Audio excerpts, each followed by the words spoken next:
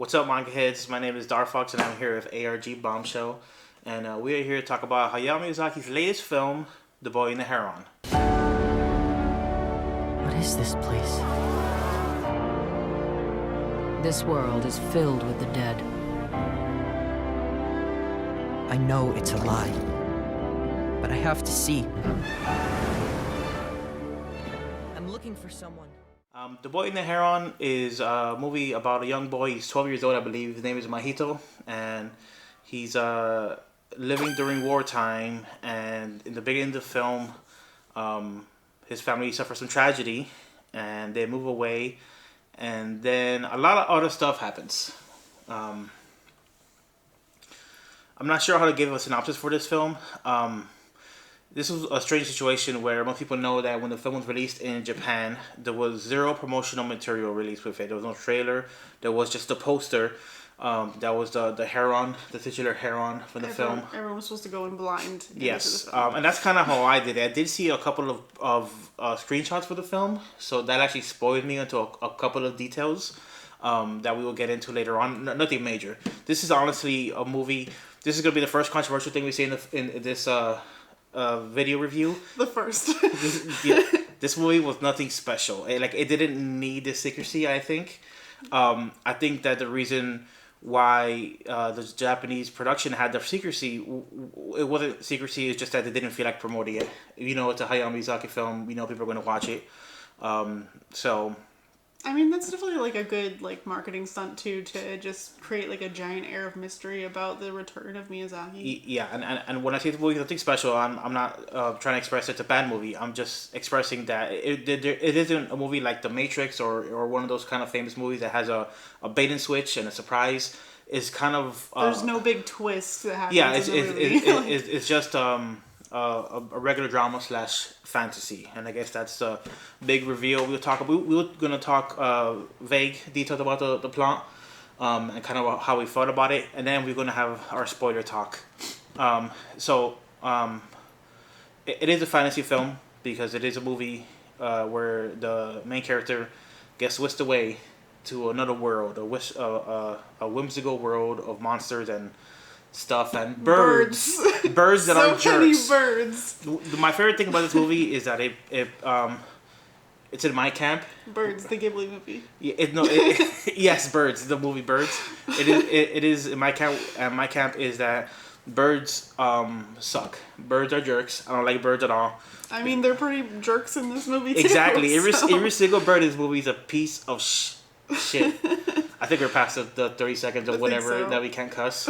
Every bird in this movie is a piece of shit. I will not hang out with any of these birds. Pelicans, parakeets, the heron, fuck birds in this movie. Yeah, they're all assholes. But I mentioned that the boy Mahito. By the way, when I was watching the film, I thought they were saying Naito, there's a Japanese name Naito, and I was like, that's a weird way to pronounce Naito. They're pronounced like Naito. But when I saw it written, it's Mahito. It's Mahitio. Mahito.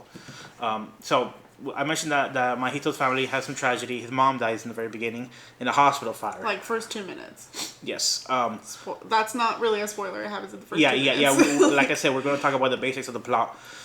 They move away from Tokyo, and then his father remarries to the sister. Yes. Basically. Mahito's aunt becomes his new mom. Yeah. It's just a little weird. And she does say, call me mom. So. It is. I mean, I'm sure that's happened in history. That's not that, extraordinary, but it's just a little weird. Weird family dynamic. It's a little cringe. Yeah. So his aunt is his new mom, and the whole first part of the movie is very quiet.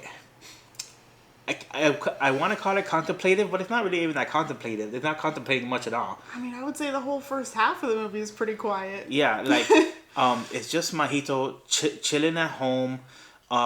He's clearly has things he's dealing with, feelings of not being able to connect with his new mom. Amongst other things, but yes. I mean, this whole movie is very much centered around Mahito's grief and how he processes that and how he comes to understand his new family and everything as well. Yeah, and during this, he gets these moments where he interacts with a gray heron that's on the property.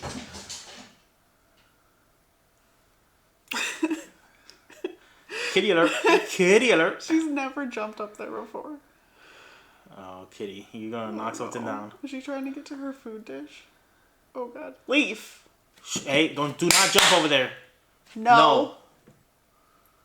I ain't never scolding you because I'm not around to scold you, but I'm scolding you now. Get down. Do not go over there. Yes, carefully. Yes. Oh no! Oh no! Oh no. Okay. Are you gonna be okay getting down, Kitty? Leaf. All right. Good, Okay. Kitty. What is it? Y'all missed a real show. Anything we can talk about this video? That was, I'm sorry to say, better than the movie we watched. And I thought the movie was okay. Spoilers. I thought the movie was okay. So he has these interactions with Heron that's on the property, and the Heron's kind of acting weird and different. And it comes to the point where the boy doesn't trust the Heron. He's gonna try and attack the Heron. The Heron completely destroys the wooden sword he tries to hit the Heron with, and then it starts telling him, like, I know where your mom is. Your mom's still alive. Your presence is requested. Yes. In that kind of creepy voice. Yeah. And there's actually like a pretty cool kind of spooky scene where he starts saying, come with us, and then all the fish come on, says, come with us, and the frogs are saying, come with us. And he kind of becomes transfixed. He kind of like becomes hypnotized or something like that. And the frogs are kind of covering him, and it looks like they're about to take him over to the other world. But then his aunt saves him by shooting an arrow and waking up the boy, or interrupting the Heron and waking the boy up. That was like the first thing that happened in the movie. Like the first, like magical type thing. Like that was kind of interesting. Except for the beginning that had the interesting fire scene. Or the heron actually having like teeth and a nose and eyes inside its beak. Yes. Yeah. The heron is magical and different and does weird stuff. Kitty. Trying to get in the bag. Oh. We record with cats around here in Manga Mac. It's part of the deal. One thing I want to mention about I'm going to take a brief side tour from the synopsis. Okay. In the beginning, where there's the fire, I thought it was really interesting the way it was animated. There was a scene specifically where he's running through the crowd, and the people are animated very fluidly and kind of like scratchy. Mm-hmm. We've seen that animation before. And I didn't have time to do research, so I couldn't know which kind of animators usually do that kind of animation. It's possible they have worked on that scene. And that's why it don't look that way. But I bring it up because it doesn't look like the way a typical Ghibli movie looks. It looked very, very different. It reminded me, off the top of my head, the only scene I can think about that looks like that was a couple of the sequences from the Animatrix. I don't know if you ever saw the Animatrix. You should watch it. I think I have it on DVD. It's pretty cool. But there's two sequences. The one with the runner, who's kind of getting a runner's high, and kind of in his runner's high, he could almost transcend and see the real world. And the other one is about the boy that's in the movies that commits suicide and wakes up from the Matrix.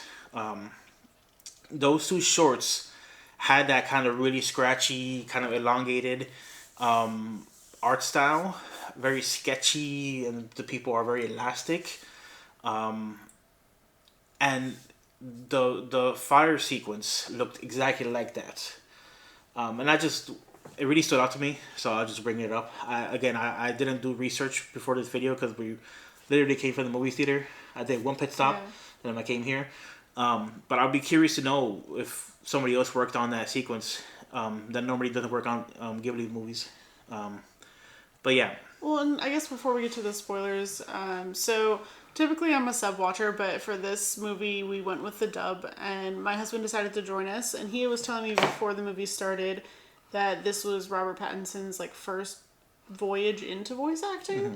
and that he had like recorded a lot of his stuff on his phone to like practice the like weird voice he does, because like I can't tell that's Robert Pattinson's voice as the Grey Heron like the entire time throughout the movie. Like Willem Dafoe, Dave Bautista, Florence Pugh, Gemma Chan, like I recognize their voices like right away.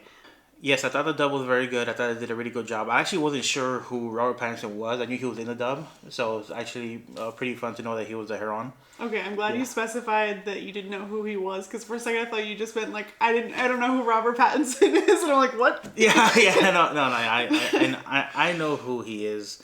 He was in that Harry Potter movie one time. Yeah, my boy. He plays Cedric Diggory.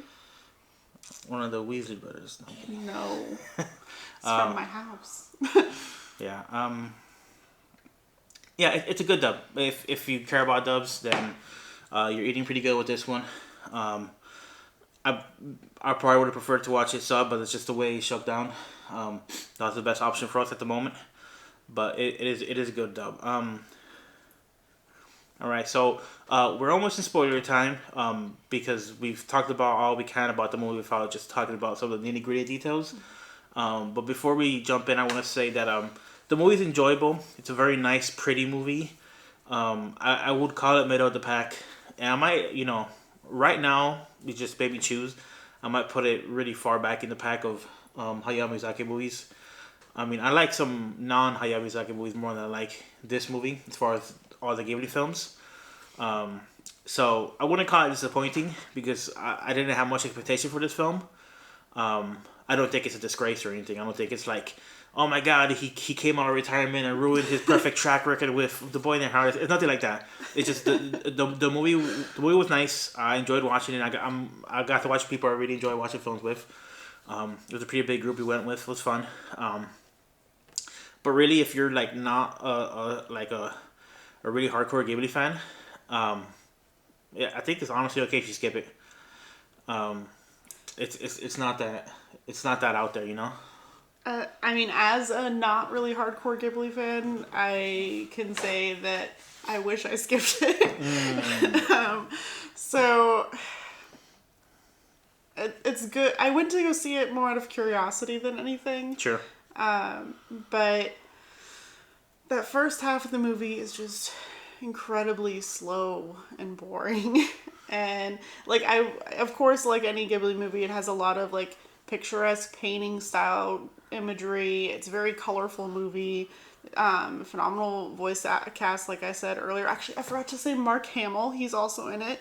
I love him. And or at least his voice. And then let's see what else. Oh, there's a scene. This isn't a spoiler, but there's like a scene at one point that there's a ton of ships. Yes. And that is an absolutely gorgeous scene.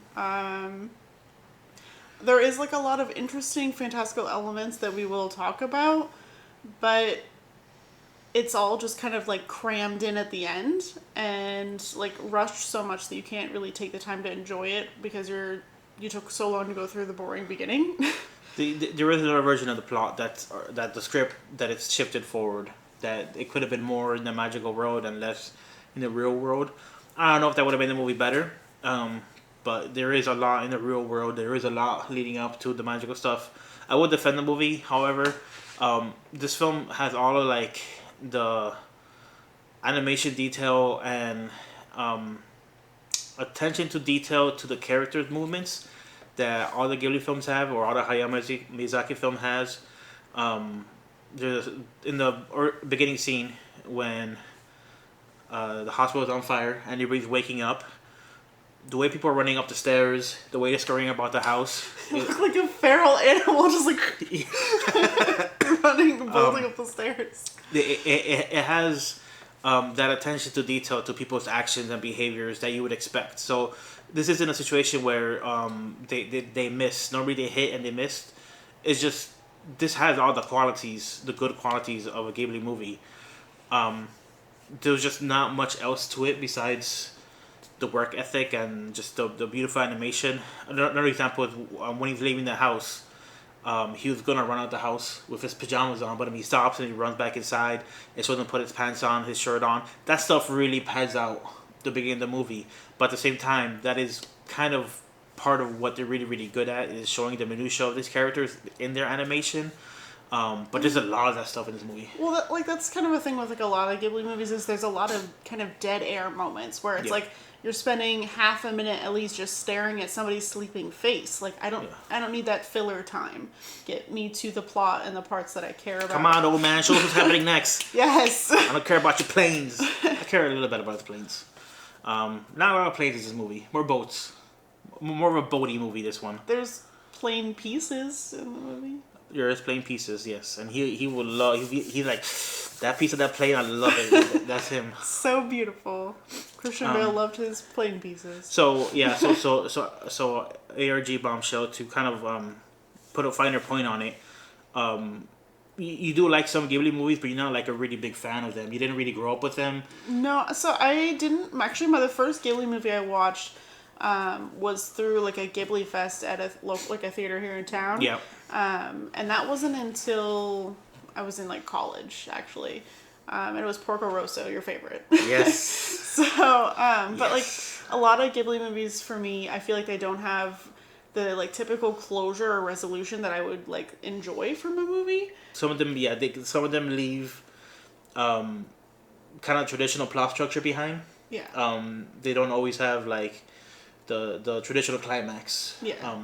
And some of them like Pompoko are so focused on like in that one it's like an environmental message and everything that it like some of like so much so that it takes away from like the silliness of the movie as well. Yes, Pompoko is specifically one. That one's not directed by Hayao Miyazaki, but that one is specifically one that's very. The stuff that's happening in the movie is pretty dark. It's a pretty dark movie, but it's still like cartoon. It's no Grave of the Fireflies. No, dark. no, it's not that. That one needed more cartoon times. That was actually Grave of the Fireflies was the second one I saw. It's good. And good shit. That was rough, and I never want to watch it again. I've seen it like 4 times. I might watch it a 5th time one day. I mean, I will admit that one was very well done, but thinking that that's a children's movie is terrifying. Yes. Again, it's not a Hayao Miyazaki movie, but one of the most famous Ghibli films, or infamous, maybe I should say. But yeah, and again, like I said, you do like Ghibli movies, and you've seen plenty of them that you like, but you're just not like a big fanatic of them, and you don't have the same reverence for them that a lot of other like anime fans do. Yeah, I mean, to be honest, I went in not expecting to like this movie to begin with, so I was like already picking it apart in my brain. It's funny because like when you say that, it kind of puts me in a position where I need to be like a defender of the movie, but I don't feel like defending it. It's like I really don't think the movie's like. I mean, you shouldn't have to defend it. Like the movie should be able to stand on its own. And yeah, but you know, if honestly, like that's why I brought up the animation stuff, because I want people to understand that like, even though we both agree that the first half of the movie is very kind of barren of a bunch of other stuff that movies have, like entertainment or plot, it does have like that. Really rich characters living in a real like tactile world with a lot of detail, and you see their actions and their personalities through their animation. That is still done very well. And if that's really all you need, that's like put that in your veins. I'm happy. I get the Hayao Miyazaki. If that's all you need, then this movie is definitely not going to disappoint you. It still has that shit. I will say I also liked the. There's like a part that plays a couple times in the film of a piano song that I really liked that piece. Piano song in a Ghibli movie? What? Who could imagine? it is Joe Hisashi. I forget his name, but he composes most of the or scores most of the Ghibli films, and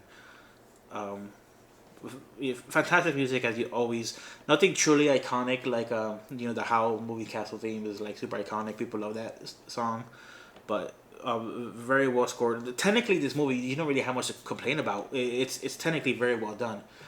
It's just kind of the pace, and maybe the characters, right? I guess that's it. We've exhausted it. We gotta go spoilers. Spoiler mode. Spoilers on. 僕が生まれた日の空は高く遠く晴れ渡ってた Okay, so spoilers for The Boy and the Heron. The Heron is like a man living inside of the Heron, and that's the thing I got spoiled on because I saw a screenshot of the man with the big nose.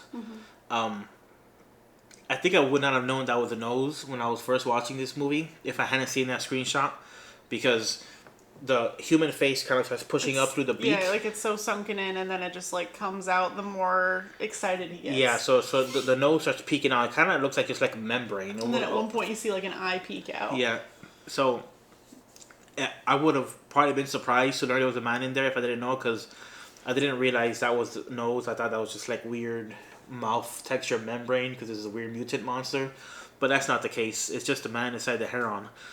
He's part Heron, part man. I can't tell exactly what his deal is, but yeah. So the long and the short of it is that Mahito's great grandfather, or just grandfather, he's a great grandfather. Wait, you're talking about Mark Hamill's character? Yeah, Great grand uncle. Great granduncle, yes. It went to the other world and kind of created it. Pause. Yes. Because he read too many books, he went crazy. Yeah. That was my first problem with this movie. I'm like, makes how sense. dare you? That makes sense. How dare you say that? Yeah. Book people are weird. That makes sense. Take it back. No, yeah. So he went to the other world, and he's kind of like the creator slash caretaker of the other world. They didn't really like give the other world a name other than like the tower. Yeah, yeah. And it's implied that it's extraterrestrial somehow. It's implied that it is cross-dimensional, that it's connected to multiple dimensions slash timelines. Yeah, the tower came crashing from space, and then the great-grand-uncle Mark Hamill decided to build around it. And a lot of people died in the process. Yes. And so people, basically, the great-grand-uncle made a deal with a magical rock, like the Rock of Eternity or something like that from DC Comics, to kind of have the power or something over that world. But part of the deal was that only people of his bloodline, of his lineage, could replace him or could interact with the world the way he interacts with it. Yeah. So both Mahito's mom and his aunt slash new mom both have a connection to this other world, and they can both go back and forth. In fact, the mom did when she was young. I think they said when she was like 13. She was gone for like a whole year, and then she one day returned and had like no memory of it, and had no memory, and then looked like the day she left. And the spoilers, we see what she did when she was gone. Turns out it's the events of this movie, or partly the events of this movie. Yes. She's kind of hanging out in the other world, being a cool fire, like pyromancer. The Fire Maiden. Yeah. And the plot really kicks off when... so we believe that... that Mahito's mom is dead, right? And then his aunt slash new mom goes missing. Before that, Yes. important to note that Soichi, his dad, shortly after his mom's death, gets with his mom's sister, and she's pregnant with a new child. Yes. It was very quick. Yeah, we're not quite sure the timeline, but It hasn't been long. He's a young child. yeah. There's not like a huge time jump. Yeah. Don't know if it's 6 months, 3 months. We don't know. It's not very long. Basically, Mahito has to go to this magical land and find his aunt, and that is the objective. And magical stuff happens from there. And the Heron traps him in, like we said earlier, him thinking that his mom is there and alive. But she turns into a water puddle or something. Yeah, a lot of that stuff isn't well explained, but I assume the actual plot was that the great granduncle wanted the boy to come in and replace him, so he told the Heron to do it. And the Heron's being a weird asshole, he thought the best way to do it was to say, "Hey, your mom's alive. Come over here." Oh yeah, no, it's definitely animal trickery. Yeah. So that's why they wanted him there, but he wants to be there just to see his mom, if she really does exist, and then to save his aunt. Slash future sibling. Yes. And it's a story about like like doing the right thing, kind of like standing up for what the right thing, even if it's hard or even if the rules of the world are topsy turvy and they don't want you to do the right thing. There's a lot of incentive for him not to save his aunt. There's a lot of incentive for him to leave his aunt in that world and for him to just take over for his great grand uncle. I'm kind of Mark Hamill. There's a lot of incentive. Almost everybody wants him to do it, but he can't really leave his dad behind, even though his dad's kind of a jerk. And he doesn't think it's going to be the best thing for his aunt, right? Yeah. So he has to go against the grain of the world and do this stuff. And the world itself, like the rocks and everything, is like trying to hold him back because when he transgresses into places where he's not supposed to be to get to his aunt, like things get kind of topsy turvy and hostile. Yeah, I mean, like the last at least like quarter of the film looks like something out of like a drug trip. Like it's all over the place, like warping like crazy, and like everything, the tower and the animals or the birds in the tower are just like attacking. It's very like colorful and disorienting. It's nice. It's cool, but I would say it's not even that much. I would say that like it's not even worth it. Like if you don't like the movie that much, it's not even worth it. Like hanging out for like the other half of the movie that's like magical and weird. Because it doesn't even get that magical and weird. Like there's hints of really kind of interesting and scary stuff in the world, but there's like no explanation with them at all, and you just rush past them. Yeah, like early on, he's near like a grave, and the character makes reference about we need to get out here before the dead rise. Like, what the hell is going on there? Yeah, but nothing happens. Get, like nothing about it. Yeah. Although there is one point they didn't go into it like everything else, but they do show that grave in a different scene towards the end, but they're like running right past it. Right. And there is one of my first scenes of the film is when he meets this woman who's basically just we call her a fisherman. Her job is to look over souls of people before they're born. The Wara Wara. Wara Wara. Which I swear the Wara Wara are just like, hey, everybody liked those soot sprites in Spirited Away. Yeah. Let's make something like that for this movie. Well, yeah. There's also the other things from Princess Mononoke. They're kind of like a combination of both. Yeah. The forest spirits. They look like clickers. Yeah. This character, which turns out to be like, did you know it was going to be like the granny? I figured out when the little things she had the were same there. kimono. Yeah, I didn't realize that. I figured out when the things were there. We haven't mentioned them at all, by the way. So at his aunt's house where Mahito moves into, there's like 8 or 9 of these like really weird old ladies. Yeah. And they're like housekeepers, basically. Yeah, they're just like housekeepers that have been with the family for a long time, but Ririko must be related to the family in some way, or she wouldn't have been able to enter this world. I guess so.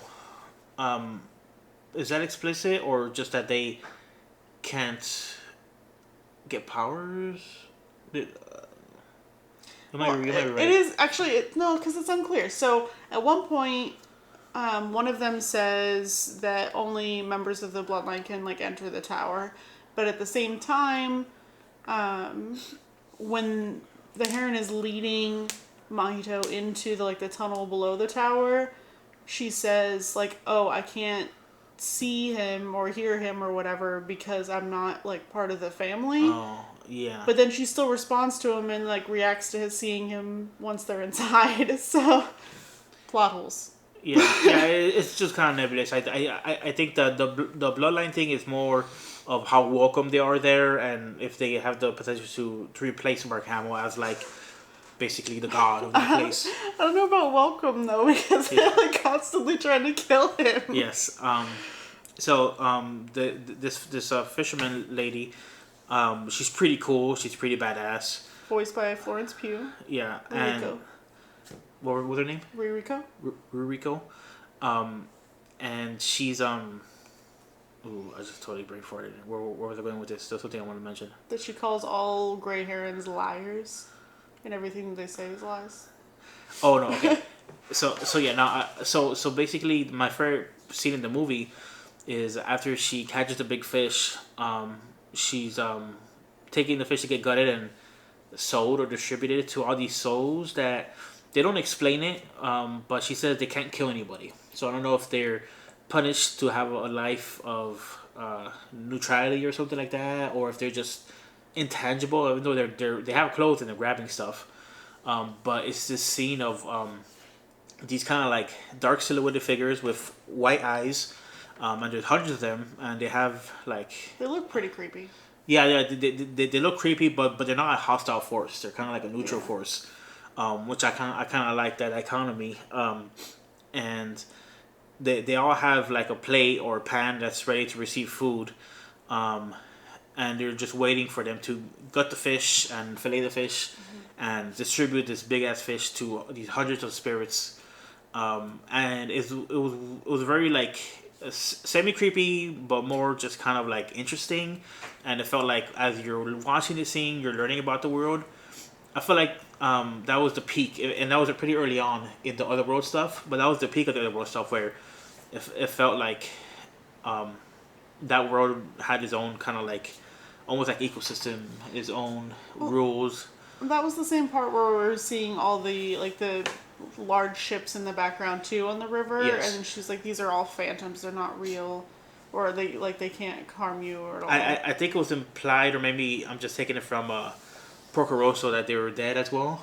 Yeah. The dead people kind of Yeah, like she said that like this is like the land of the dead in a way. So. Yeah. So I don't know if they're supposed to be specifically sailors. That's what happens to sailors who die in the sea. They're just like in Porco Rosso. The ships join the giant ship parade in the sky. Yeah. It's their watery grave, you know. Yeah, it's still very evocative. It's still very interesting and kind of romantic, in a roundabout way. Until like fish guts start spilling everywhere, it loses its romanticism. Yeah. Very quickly. Okay, one thing I'll criticize this movie. Well, this one thing this one of the things I'll criticize the movie about is it relies a lot on the plot trick of having the main character pass out and wake up hours later, and he has to regain his bearings. It happens like 5 or 6 times in the movie. It's a lot. It happens a lot in this movie. And one of the times he like did it to himself though, Yes. like which is when he gets like the scar on his head. Yeah. So that scene where they're gutting the fish, he gets knocked out because a bunch of guts go into his face. I guess you faint because it's gross or something. I just kind of took it as it like it took over him in a way. Like he was so like in shock. It just kind of like when he was being attacked by all the frogs in a way. The guts like consumed him. I just didn't get it. He There's a lot of things I didn't get. In this he movie. got knocked out by the guts, and then he wakes up later. It's just constantly happening in the movie, and it makes sense why, because those scenes are really easy to impart kind of mystique and mystery. You're like, what's happening now? Where are you? Are you safe? Are you in danger? But yeah, it's just happening constantly in this film. Every 5 minutes, it's just passing out. Yeah, so again, it feels like we're beating up on the movie. I like the movie a lot more than Amber did. I just, didn't think it was that great. I think there might be something interesting to talk about with the self-inflicted injury, and he's offered, the first time he's offered control of the world, he's offered these building blocks, but he said that stuff has I could sense that had malice in him. So it's like you can't build a world with malice, with broken pieces already, right? Evil pieces. And then later, Mark Hamill was like, "Guess what? I found these pieces without malice. It took me forever, but I got your clean pieces." And then he said something like, "Can't touch them, bro." Yeah, I did this to myself, so it's proof that I have malice. Which is the self harm. It's not explicit why he did it to himself. He didn't do it to get the other people in trouble. It's more like he wanted to just avoid it. He wanted to be hurt enough so that like act out and get attention in a way. I kind of felt like he wanted to avoid school, but maybe it was more. Yeah. Oh well, because he didn't blame it on like. So basically, what happens is that like after getting like kind of beat up by his new classmates in a field or whatever, when he's walking home, he picks up like a sharp rock and just like bashes in this like piece of his like the side of his head or whatever, Yeah. and like needs like stitches or something, and it's like gushing blood. It's a very like jarring out of nowhere scene, and you're like, what? Yeah. And so it comes back around with the locks, but Yeah, and the self harm he did, and for the reasons he did it, he feels it makes him tainted somehow, and maybe it's just a commentary on a young naive person thinking that to make the perfect world, you need to have everything perfect from the start, as opposed to things are going to be imperfect, and you just have to work along the way to make things ethical and correct, which is kind of like what an adult would think, and a kid wouldn't think that. I don't know. I'm basically saying this kid has shit philosophy, thinking that he has to be perfect. But his brain isn't formed. What do you expect? no, he's a piece of shit. No, I'm kidding. But he's written by people who have formed brains, so. Yeah, I thought it was interesting. And how do you like Bird Trump? Bird Trump. That's what I thought of in the movie. The parakeet leader. Oh God, Dave Dave Bautista. I love Dave Bautista. He does Listen, such a good job. As soon as I like found out that was Dave Bautista's character, as he was like going around, I'm like, this guy's he's just gonna be this like brawny, bulky idiot that's gonna cause trouble, and then that's exactly what he did. It's like very predictable, like crashing around and creating a bigger problem and destroying the world. But no, I'm more upset. Well, I wasn't really upset about Parakeet King, but I'm upset that Willem Dafoe's character, the Great Pelican or whatever, he has like 2 minutes of time, and that's the only time he's in the movie. Yeah, but it's pretty good. 2 minutes. Yeah, it was good 2 minutes. You have death, but yeah, somebody dying and asking you to put them out of their misery, and you don't do it. You get Willem Dafoe, you like do more with it. Didn't need time for Dave Bautista. Yeah, cut some of Dave Bautista's time. Give it to Willem Dafoe. No, so interesting thing is that the parakeet, we mentioned that all birds are jerks. The parakeets are the biggest jerks because they're like kind of stupid, but there's a lot of them and they're very malicious. They make them have like these little googly eye type look. Yeah, I think all stuff with the parakeets very entertaining and funny and kind of messed up. It's kind of like this interesting edginess to it. And well, so before we get too far down that rabbit hole, so like bird comparison in this movie. So we've got, of course, the gray heron, and he starts out as a very like sinister, malicious thing, and then he turns into a joke. And then we've got the pelicans that are kind of just like weird and then like forceful. And then all of a sudden they're like kind of an enemy because they're trying to eat the warawara. And then you also kind of feel sad for them when Willem Dafoe's Great Pelican dies because that like they're only attacking the warawara because there's no fish for them to eat or whatever. Yes, they're displaced. Their natural ecosystem basically they were like brought into the world. Yeah, they ran out of food basically, and they fell into this world somehow. And they didn't adapt like the parakeets did. Yeah. So tell us all about the parakeet world. It's crazy. So yeah, the parakeets. They say something like the parakeets. There's too many of them. It's like kind of weirdly uncomfortable, like immigrant analogy, where like there's so much of them now, that they have like political power, and because Mahito, the main character, is in this magical world doing transgression, stuff that he's not supposed to be doing. Now they have leverage against Mark Hamill, where they want to take power away from Mark Hamill and be the rulers themselves, or at least the parakeet leader.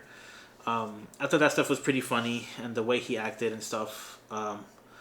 He acted kind of like a badass, but at the end, you see just how like desperate and silly he is when he grabs onto the tower blocks. won't stand for me. I'm gonna cut it in half. Then Yeah. it'll work. And it just completely destroys It's everything. full of malice. Yeah.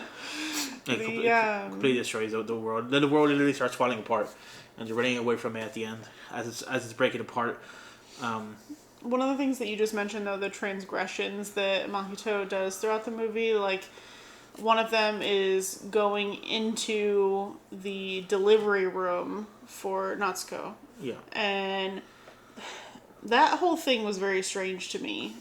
One, they didn't explain, like, why it's taboo at all. They made it seem like she was about to give birth when clearly she was still in the very early stages of her pregnancy. Because, like, you don't see even, like, a tiniest of baby bumps at all. She's just holding her stomach. Right. And also she said harsh things when she was in there. Yeah, she was, like, turning into a crazy person. Like, when Suzume's mom gets, like, possessed by Sadaijin and Suzume. Oh, yeah, I forgot about that. Yeah.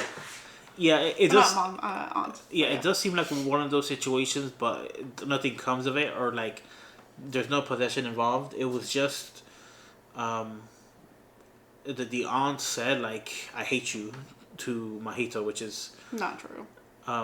well, it could be true on a certain level. Yeah. But we don't really sure why she said that. She was stressed out. Because, like, 2 seconds later, she's like, run, get away, or whatever. She did come to that world willingly, it seemed like. So maybe she didn't really... She wasn't completely happy with her situation. She definitely knew more, like, than she was letting on the entire time. Even though we only got to see her a couple scenes, like, she knew that she could use her bow and arrow that she had laying around to go after the Heron in that one scene. She willingly went into the forest, and I'm sure that, like, it was calling to her like it was calling to Mahito, but still. And then also, side note, when she's asking Mahito to go visit her in her room is, like, super extravagant and, like, fancy, and has, like, dining rooms and waiting rooms and, like, a big tapestry 4-poster bed, whereas, like, Mahito is in, like, the Harry Potter closet of upstairs guest house. It's okay. It's not a closet, but still, like, in comparison to the lavish luxury that her room is. I think that you might have actually hit the nail on the head as part of the implied reason why her unhappiness, because the dad's kind of an asshole. He seems like somebody who really does provide well for the family, and he protects the family. He runs a factory. He runs the factory, and he's really well off. But he does things in the movie that are very wrong-headed. Like, he says, "Hey son, I'll take you to school. I'll take you in the car." That'll really get the people talking. Yeah. He wants his son to show off that he's from a well-off family. Yeah. And all the kids from school obviously hate it instantly. That's probably why he gets beaten up immediately. Yes. And a demonstration of wealth in a war-stricken town.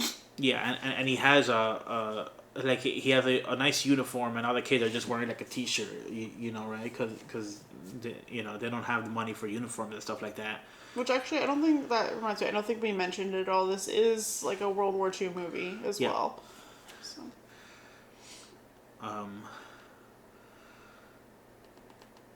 Yeah, so I think the movie was trying to get to a thing where the aunt / new mom is in a situation where she's with her new husband, and she might actually like him, but it's too much, and the way he acts and the way he put on airs is too much, and having a brand new kid that isn't hers directly, and I guess they never met.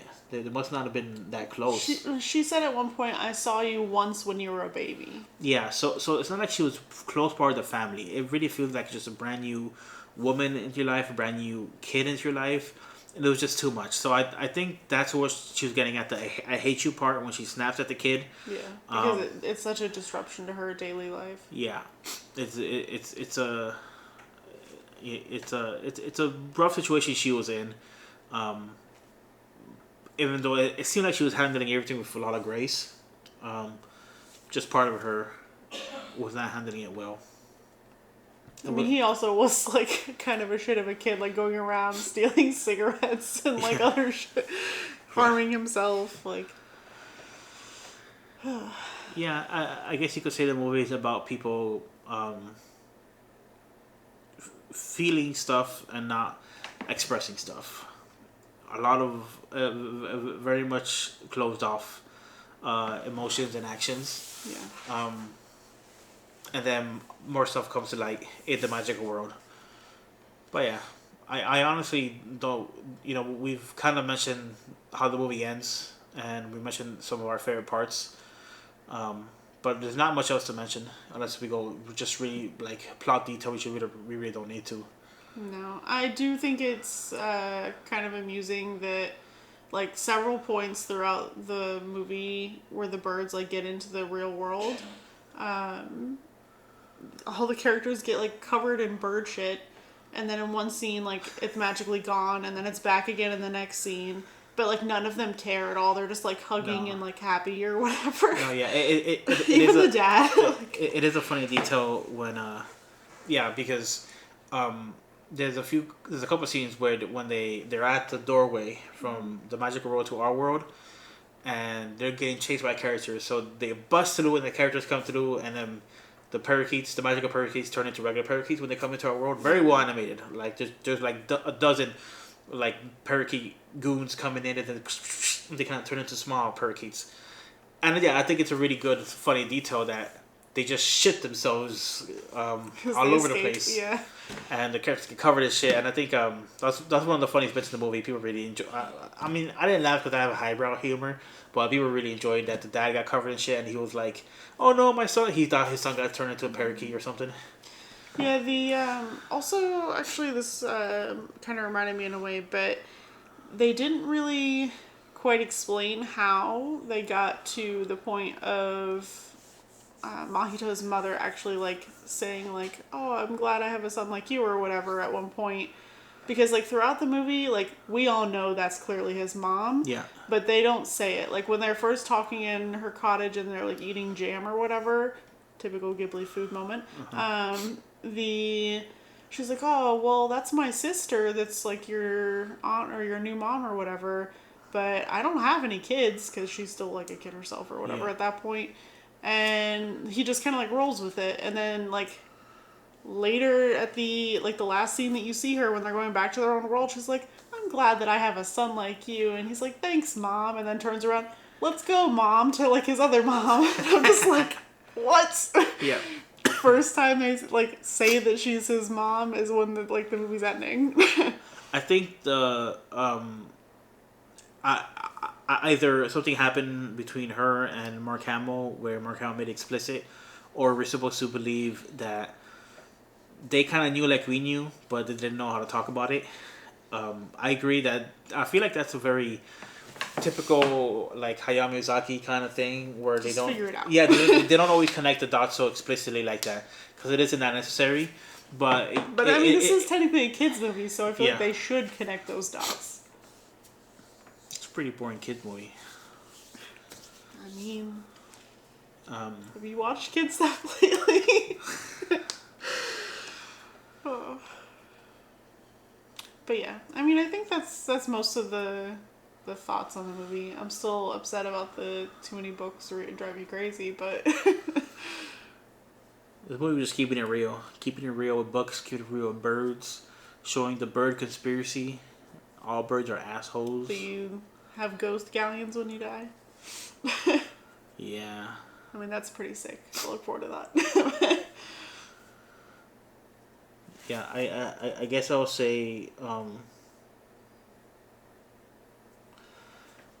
first half in the real world, not that interesting, and the second half of the magic world doesn't quite make it up for me. Still watch it if you like Ghibli movies. It's a really nice and rich animated film. But may not be for it. I definitely wouldn't consider it one of his classics.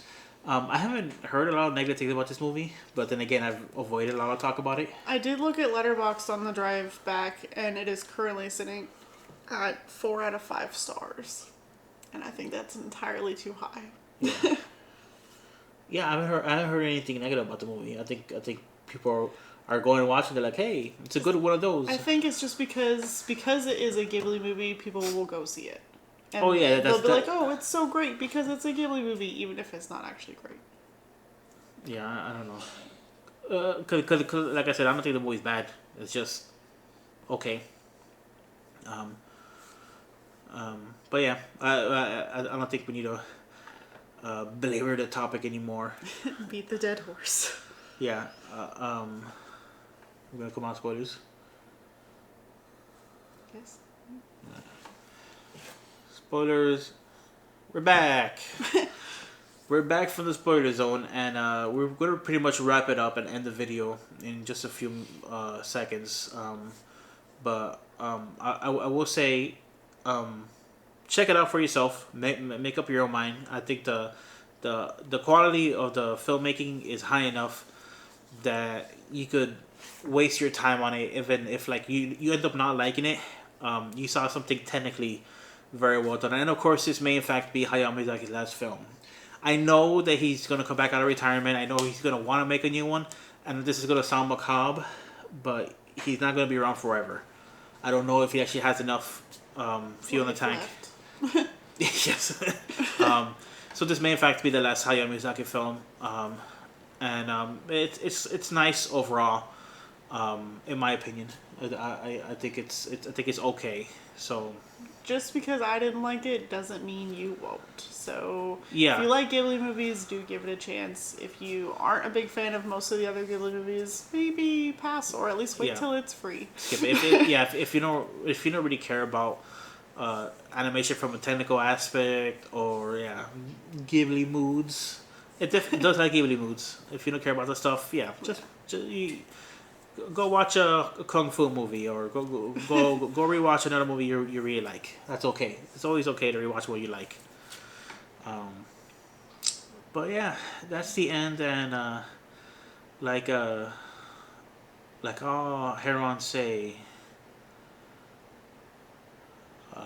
It doesn't matter what they say, it's a lie. oh yes. But if you like hearing our review about The Boy and the Heron, as well as other things that we might want to talk about, check out the Manga Mac TV YouTube channel that this video is on. We have plenty of other videos on there. Darfox is always uploading more stuff, and we're always looking for more things to add. Please like, comment, and subscribe. Really hit all those buttons, check all the boxes, and we'd love to hear from you.